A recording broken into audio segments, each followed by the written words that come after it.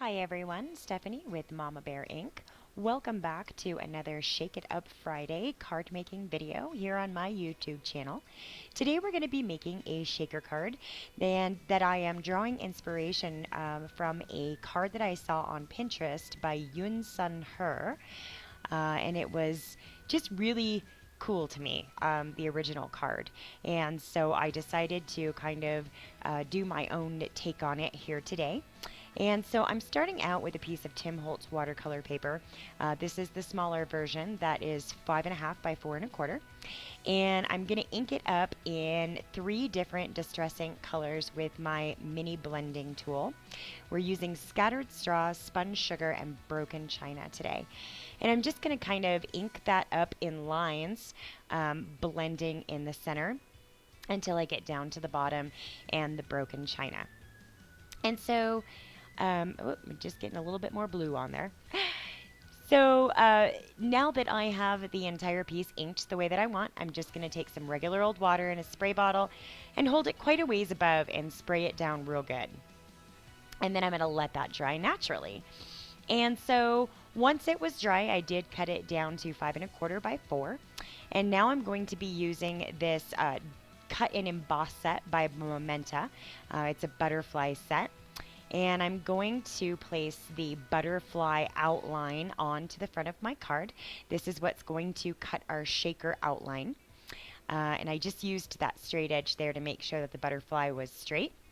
Taped it down, ran it through my die cut machine, and there is our shaker box hole. And for some detail on this, I've taken it to my sewing machine and done some stitch lines kind of down the center.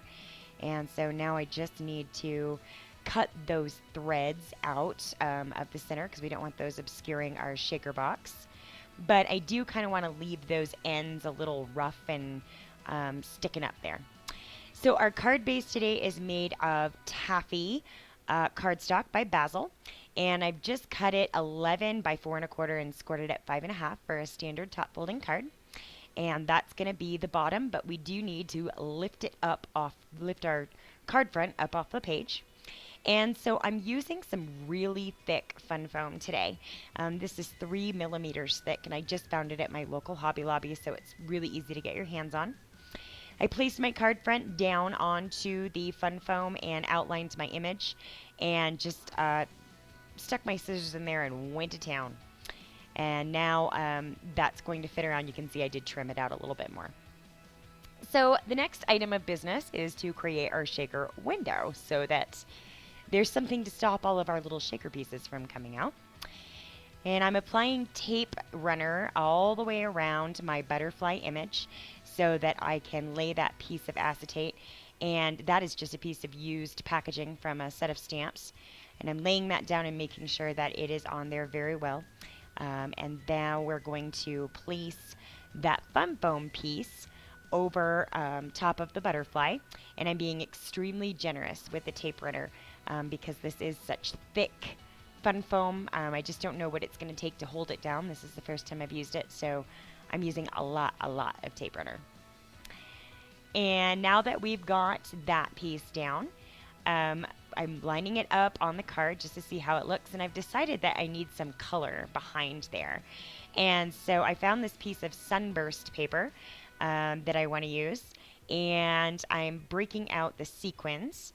These are just Doris sequins I picked up at Joann's the other day, and they're in crystal clear with a bit of an Aurora Borealis finish on them. And I got them in 2 sizes. The large, I believe, is an 8 millimeter, and the smaller is a 5 millimeter. Now, here's where I made the fatal mistake. Glitter. I'm always so tempted to use glitter in my cards, and it just never works out the way I think it should. Nevertheless, I have put a nice big scoop of glitter into the middle of the butterfly. And I'm carefully going to apply tape runner around the edges and apply that sunburst piece of paper on the back.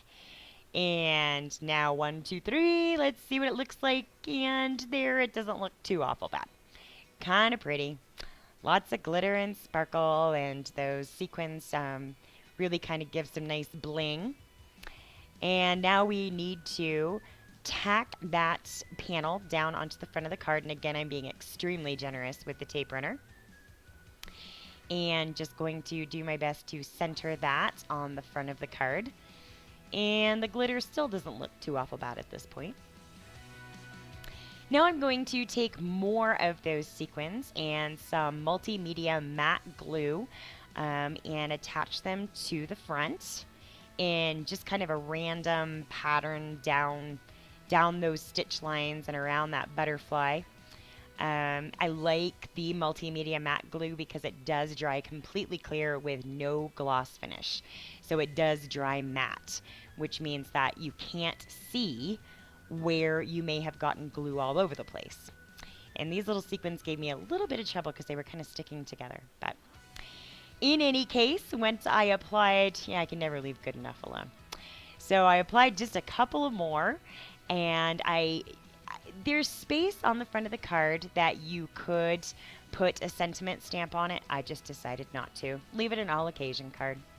And that's going to finish the card for today.